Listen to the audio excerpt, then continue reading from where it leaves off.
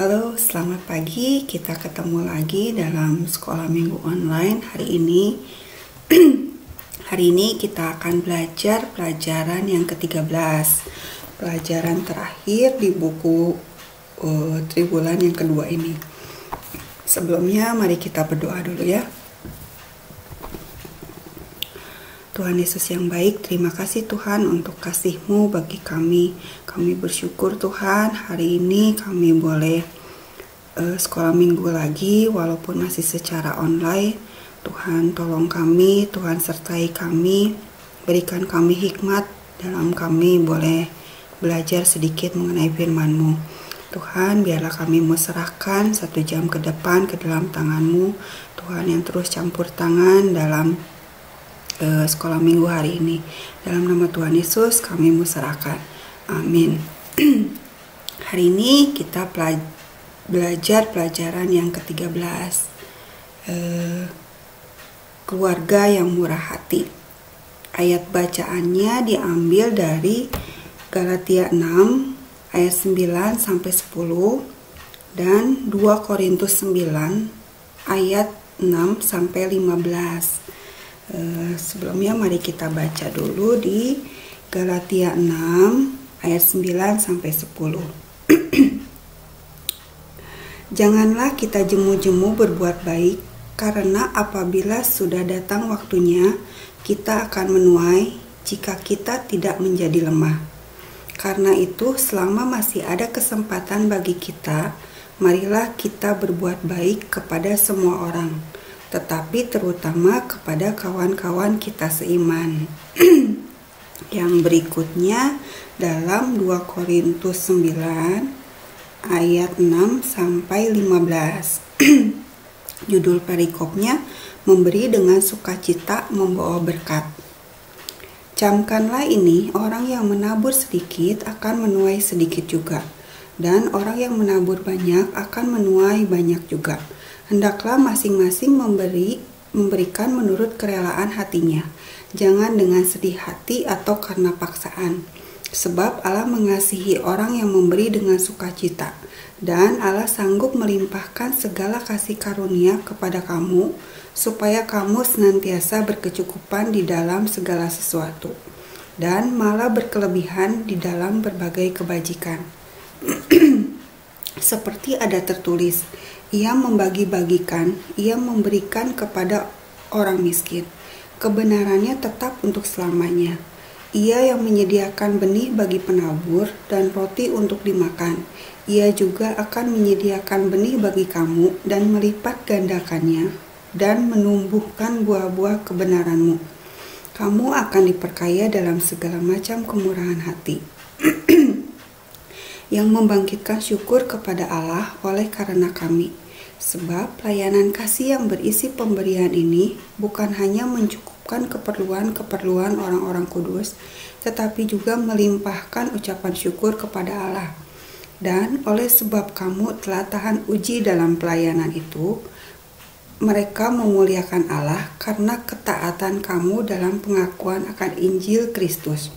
Dan karena kemurahan hatimu dalam membagikan segala sesuatu dengan mereka dan dengan semua orang. Sedangkan di dalam doa mereka juga merindukan kamu oleh karena kasih karunia Allah yang melimpah di atas kamu. Syukur kepada Allah karena karunia-Nya yang tak terkatakan itu. Ya, itu ayat bacaannya diambil tadi dari Galatia 6 ayat 9 sampai 10 dan 2 Korintus 9 ayat 6 sampai 15. Murah hati. Apa sih murah hati? Murah hati kalau menurut Kamus Besar Bahasa Indonesia berarti suka memberi, tidak pelit, penyayang dan pengasih, suka menolong, baik hati. Ya, itu kalau menurut Kamus Besar Bahasa Indonesia KBBI ya. Murah hati. Nah, di tengah dunia yang penuh penderitaan dan kejahatan, berbuat baik tidaklah mudah. Apalagi kalau kita berbuat baik secara aktif, artinya konsisten gitu, terus menerus, terus berbuat baiknya yang berdampak dan sesuai dengan cara Kristus, seringkali kita tergoda untuk berkecil hati, hilang semangat, bersungut-sungut, bahkan menyerah. Nah, tapi menjadi orang Kristen, menjadi orang percaya, bukan sekedar kita menikmati kebaikan Tuhan atau menyandang status sebagai anak Tuhan. Menjadi orang percaya berarti kita hidup harus produktif untuk Tuhan.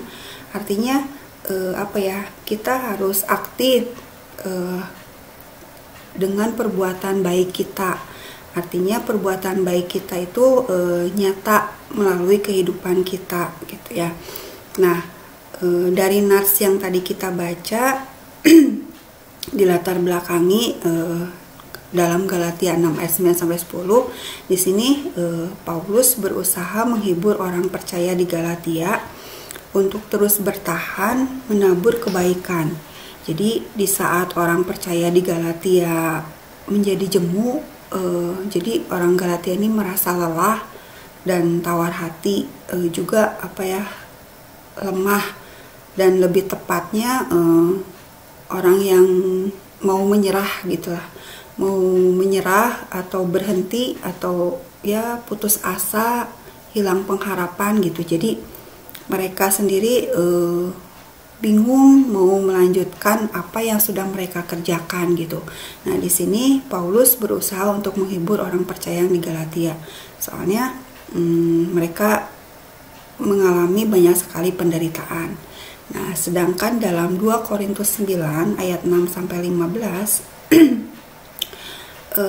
penderitaan bagi orang-orang percaya di Yerusalem, di mana orang percaya ini dikucilkan. Mereka mengalami tekanan-tekanan dari orang-orang yang tidak percaya. Jadi orang percaya ini mengalami penderitaan yang membuat Paulus prihatin, sehingga mendorong jemaat di Korintus untuk menolong jemaat di Yerusalem. Nah, jemaat di Korintus ternyata sangat antusias mereka untuk menolong jemaat di Yerusalem. Nah, mereka melakukan pengumpulan uang. Nah, ini bisa kalian baca di 2 Korintus 9 ayat 1 sampai 5. Nah, dalam mempelajari murah hati ada beberapa hal. Di sini saya membaginya dalam 3 hal. Jadi yang pertama, bagaimana kita harus memberi. Terus mengapa kita harus memberi dan berapa banyak sih kita harus memberi? Nah, yang pertama, bagaimana kita harus memberi? Nah, memberi dengan murah hati. Tadi kita sudah baca ya di 2 Korintus 9 ayat 6 sampai 7. Memberi dengan murah hati itu harus seperti apa? Nah, memberi dengan murah hati, kalau kita pikir ya, matematikanya Tuhan dengan matematikanya kita dalam hal memberi berbeda. Nah, kalau secara matematikanya dunia, kalau kita mau punya lebih, kita harus memberi lebih sedikit. Contohnya gini, saya punya 10. Kalau saya berikan 1, berarti saya masih punya 9 ya. Nah, kalau saya memberikan 2, berarti saya masih memiliki 8. Nah, jadi logikanya semakin banyak memberi, maka semakin sedikit kita memiliki. Nah, di sini Paulus mau menunjukkan kalau matematikanya dunia dan matematikanya Tuhan itu berbeda. Ya, kalau dalam secara dunia, kalau kita semakin banyak memberi, semakin sedikit yang kita miliki. Tapi ternyata perhitungannya Tuhan, matematikanya Tuhan itu berbeda. Nah, kesenangan dalam hidup ditemukan bukan hanya karena kita memiliki lebih banyak, tetapi karena kita memberi banyak. Apa yang ditabur itu yang dituai. Tadi sudah kita baca ya, ada di ayat yang ke-6 dan ke-7 gitu ya. Nah, memberi dengan murah hati. Selain kita tidak memikirkan perhitungannya secara dunia, memberi dengan murah hati itu harus memberi dengan seperti apa sih? Nah, memberi dengan murah hati itu memberi dengan sengaja. Artinya, kalau kita memberi karena kita sudah mempersiapkan, bukan sisa gitu ya. Nah, memberi dengan murah hati. Memberi murah hati itu dengan seperti apa? Memberi dengan sukarela. Artinya kita mau memberi bukan karena ada paksaan, bukan karena ya nggak ada pilihan kita harus ngasih, ya kita kasih gitu. Karena yang nggak ada pilihan lagi, kita harus beri ya, makanya kita beri gitu. Bukan seperti itu ya, tapi memberi dengan sukarela. Artinya yang memang kita mau memberi gitu ya. Nah, selain itu memberi dengan murah hati itu memberi dengan seperti apa gitu? Memberi dengan sukacita ya. Tadi ada di firman Tuhan ya. Memberi dengan sukacita. Nah, kalau kita diberi kesempatan untuk kita dapat memberi, itu adalah suatu kehormatan ya, itu adalah suatu kesempatan. Jadi kita beruntung ya kalau kita bisa memberikan dengan sukacita gitu ya. Nah, sukacita di sini bukan berarti saat kita memberi terus kita langsung ketawaan gitu ya, terus wah karena kita harus memberi dengan sukacita, jadi kita ngasih terus kita keketawaan gitu ya, terbahak-bahak gitu. Bukan seperti itu ya, tapi pada saat kita memberi ada kesukaan, ada sukacita dalam hati kita. Waktu kita melihat orang yang kita beri itu menerima apa yang sudah kita berikan. Nah, jadi itu ya. Yang pertama, bagaimana kita harus memberi, yaitu kita harus memberi dengan murah hati. Murah hati harus seperti apa? Ya, kita jangan memperhitungkan seperti yang dunia pikirkan. Kita harus memberi dengan sengaja. Kita harus mempersiapkan apa yang akan kita berikan. Kita harus memberikan dengan sukarela. Kita memberi juga dengan sukacita, gitu ya. Nah, yang kedua, poin kedua. Mengapa sih kita harus memberi? Nah, mengapa kita harus memberi? Karena kita sudah menerima. Artinya kita memberi karena Tuhan sudah memberikannya terlebih dahulu kepada kita, dan kita memberi karena Tuhan akan melimpahkan berkatnya juga. Tadi kan sempat disinggung ya, matematikanya dunia dengan matematikanya Tuhan itu berbeda. Perhitungan yang dunia dengan perhitungannya Tuhan itu berbeda. Kalau perhitungan Tuhan, semakin banyak kita memberi, akan semakin banyak kita menerima.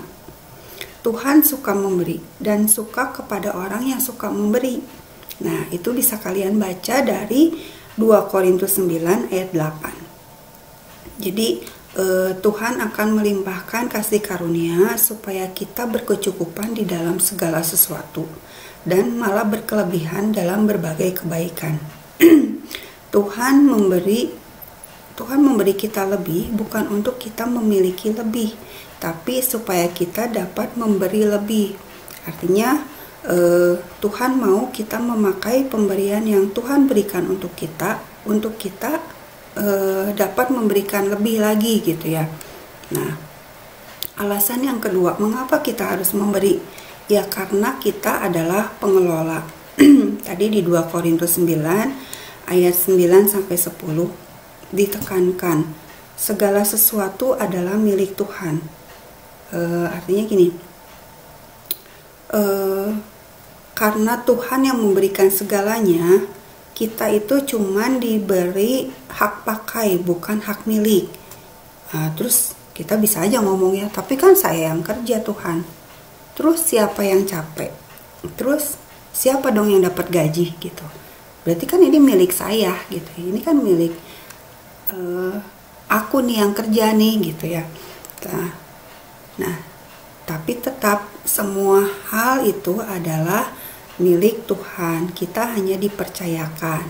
Nah, Tuhan bisa aja ngomong, ya benar kamu yang kerja, ya benar kamu yang lembur misalnya, ya benar kamu yang dapat gaji. Terus siapa yang kasih kamu kepandaian? Siapa yang kasih kamu keahlian? Siapa yang kasih kamu kesehatan misalnya sampai kamu bisa kerja? Siapa juga yang ngasih kamu kesempatan? Semuanya itu Tuhan yang ngasih. Ilustrasinya gini, ada seorang anak kecil, ya diberikan mainan sama papahnya. Nah, yang memberikan mainan itu adalah papahnya kan. Nah begitu papanya memberikan itu, misalnya memberikan PS misalnya ya. Nah, begitu anak kecil itu diberikan PS, nah ini ya, ini papa belikan, ini papa pasangin, ini papa bayar dengan uang papa sendiri misalnya. Nah, anak itu merasa kalau karena dia sudah diberikan itu, anak itu merasa itu milik dia gitu ya. Nah, begitu papanya bilang sini PS-nya misalnya, papa mau pakai. Nah, anak itu sering kali ngomong, ini kan papa udah kasih, ini kan punya saya udah pegang ini dan ini udah menjadi milik saya. Nah, sering kali yang kita lakukan sama seperti anak kecil ini. Jadi seringkali apa yang Tuhan sudah berikan pada kita, seringkali kita menganggap itu sebagai milik kita. Padahal kalau kita renungkan, apa bedanya kita seperti anak kecil tadi gitu ya. Jadi maksudnya gini, kalau apa yang kita miliki saat ini, belajarlah kita menerima kalau segala sesuatu itu adalah milik Tuhan. Jadi mari kita kembalikan lagi itu untuk Tuhan gitu ya. Nah, balikin lagi ke dalam murah hati.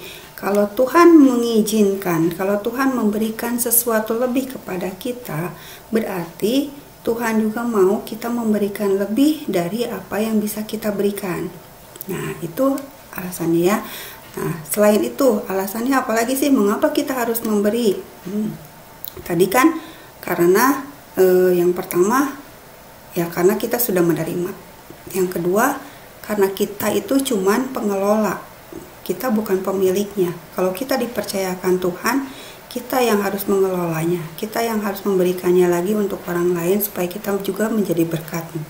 Nah, alasan berikutnya ya karena kita ingin memuliakan Tuhan dengan apa yang kita berikan. Nah, dengan kita memberi, kita akan menunjukkan siapa Tuhan kita. Kalau kita memberi sedikit, secara tidak langsung kita menunjukkan ini loh yang kita punya, ini loh yang Tuhan sudah kasih buat kita itu ini gitu. Jadi secara tidak langsung kita akan menunjukkan kalau Tuhan kita itu Tuhan yang pelit, karena kita pun memberikan cuma sedikit gitu ya. Nah, kalau kita memberi, kita banyak memberi, secara tidak langsung kita akan menunjukkan betapa murah hatinya Tuhan. Karena apa? Nah, karena pemberian kita menunjukkan bagaimana Tuhan kita. Cara kita memberi akan menunjukkan siapa Tuhan kita. Nah, alasan berikutnya, mengapa kita harus memberi? Alasan berikutnya ya, karena kita sudah menerima karunia Allah yang tak terkatakan. Itu bisa kalian lihat di 2 Korintus 9 ayat yang ke-15. Sebuah karunia yang tidak dapat dikatakan dengan kata-kata. Siapakah karunia itu? Karunia itu adalah Yesus sendiri. Yesus begitu kaya, begitu agung, begitu besar. Dia rela meninggalkan semuanya sehingga dia menjadi miskin, menjadi lemah, bahkan mati di kayu salib untuk kita semua. Nah, kalau kita sudah menerima, kita sudah mendapatkan karunia yang luar biasa besarnya, pasti kita akan memberi dengan murah hati, seperti yang telah diteladankannya. Kalau Tuhan kita begitu murah hati, masakan kita tidak mau mengikuti? Nah, dalam murah hati ini yang dibentuk dalam diri kita adalah karakter kita. Maukah kita seperti Tuhan yang memiliki kemurahan hati yang sangat-sangat luar biasa? Ya. Nah, itulah mengapa kita harus memberi. Jadi yang pertama, memberi karena kita sudah menerima, memberi karena kita hanya pengelola, bukan milik kita. Terus memberi karena kita mau memuliakan Tuhan dengan apa yang sudah Tuhan berikan bagi kita, dengan apa yang bisa kita berikan.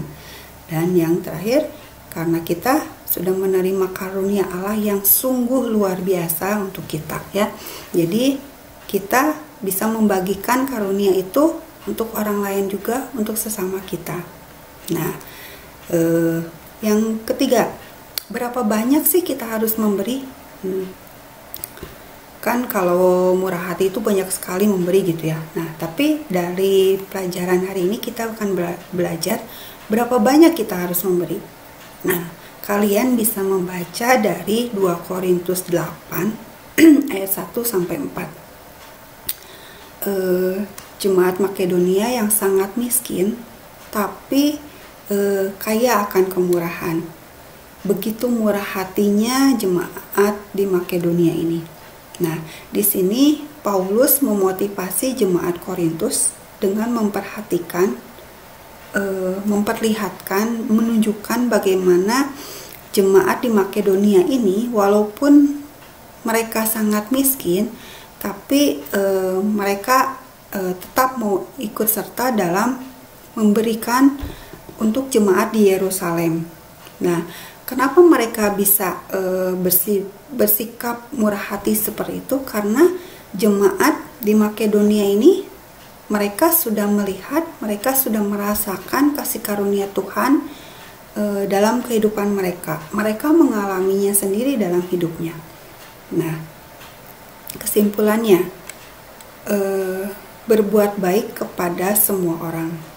Jadi dalam murah hati ini kita pada siapa sih kita harus bermurah hati? Pada semua orang, ya. Nah, kesimpulannya, berbuat baik itu kepada semua orang, yaitu bisa keluarga, kawan seiman, dan orang lain. Jadi dalam berbuat baik itu tidak ada syarat dan ketentuan. Nah, misalnya gini, kalau dia baik, saya baik. Kalau dia pika sebelen, ya saya juga malas atau berbuat baik sama dia mah, ya. Nah, nggak ada seperti itu. Jadi kita belajar dari jemaat Korintus, jemaat Galatia ini, bagaimana kalau kita berbuat baik, kepada siapa kita harus berbuat baik. Jadi kita harus berbuat baik kepada semua orang, tidak ada syarat dan ketentuan, ya. Bahkan musuh sekalipun kita harus baik, gitu ya. Susah ya, susah. Tapi kalau kita mengandalkan kekuatan Tuhan, kekuatan Allah, kekuatan roh yang ada dalam diri kita, pasti bisa. Nah, kesimpulan yang kedua, kita mau dan rela memberi dengan murah hati. Nah, dengan apa yang ada pada kita, bukan dengan terpaksa, bukan dengan ya mau gak mau lah, orang udah ngasih, masa kita gak ngasih sih gitu. Jadi ya nggak ada pilihan, makanya jadi kita memberi gitu ya. Nggak seperti itu gitu ya. Nah, kesimpulan yang ketiga. Nah, Tuhan sendiri sudah memberikan apa yang kita perlukan dalam hidup kita. Lebih daripada keperluan kita. Nah, kita sebagai alat Allah untuk menyatakan kebaikannya. Jadi, semakin diberkati kita, harusnya semakin murah hati kita dalam memberi. Nah, itu pelajaran kita hari ini. Nah, ada pertanyaan nih. Tadi kan ada kata tabur tuai. Nah, kalau di dunia ada kata karma. Nah, yang Cici mau tanyain, kalau tabur tuai sama nggak sih kayak karma? Nah, pertanyaan ini ayo kita diskusikan di Google Meet. Yuk semuanya bergabung, kelas remaja dan pemuda. Tapi sebelumnya, mari kita berdoa dulu. Tuhan Yesus yang baik, terima kasih Tuhan untuk kasih-Mu bagi kami. Kami bersyukur Tuhan, hari ini kami diingatkan kembali kalau kami harus memberi dengan murah hati. Terima kasih Tuhan untuk kemurahan hati-Mu bagi kami semua.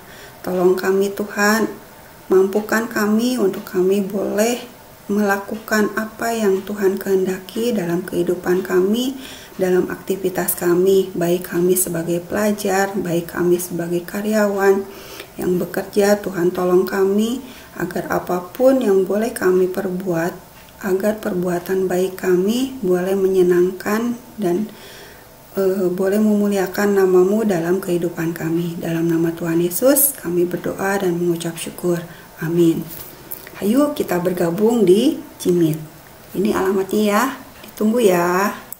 Sampai minggu depan, Tuhan Yesus memberkati.